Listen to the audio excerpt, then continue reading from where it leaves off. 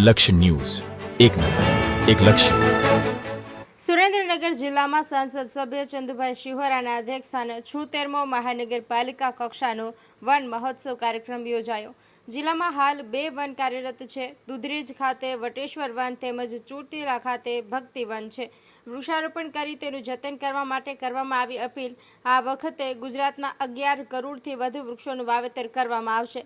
Green Gujarat clean Gujarat પહેલને આગળ ધપાવવા સુરેન્દ્રનગર મહાનગરપાલિકા અને સામાજિક વનીકરણ વિભાગના ઉપક્રમે મહાનગરપાલિકા કક્ષાના વન મહોત્સવનું આયોજન વડવાડા દેવ સરસ્વતી વિદ્યાલય દુધરેજ સુરેન્દ્રનગર ખાતે મહાનગરપાલિકા કક્ષાની ઉજવણીનો કાર્યક્રમ યોજાયો હતો, જેમાં સંસદ સભ્ય ચંદુભાઈ શિહોરાના અધ્યક્ષસ્થાને યોજાયો હતો.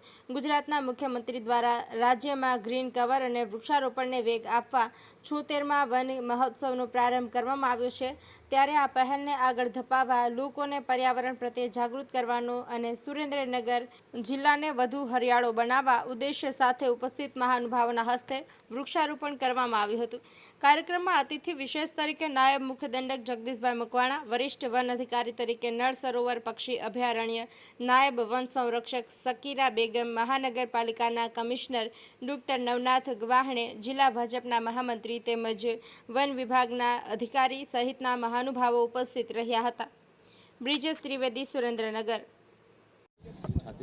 આજે સુરેન્દ્રનગર મહાનગરપાલિકાનો 76મો વન મહોત્સવની ઉજવણી કરવામાં આવી.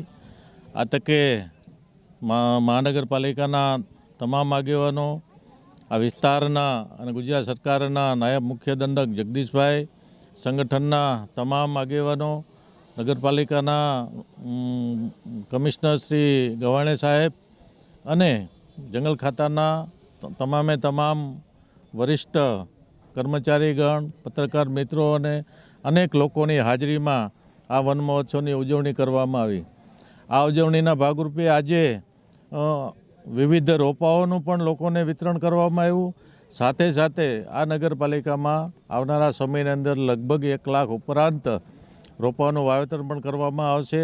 અને આ ઉજવણીમાં એક સંકલ્પ સાથે બધા છૂટા પડ્યા કે આપણે સુરેન્દ્રનગર નગરપાલિકા વિસ્તારને હરિયાળો બનાવવો છે.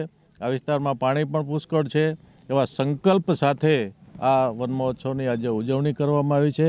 અને બધાએ બહુ જ સારી રીતે, બહુ જ પોઝિટિવ ઉર્જાથી આવનારા સમયની અંદર સુરેન્દ્રનગરને હરિયાળું બનાવવાના સંકલ્પ સાથે આ વન મહોત્સવની ઉજવણી કરવામાં આવી.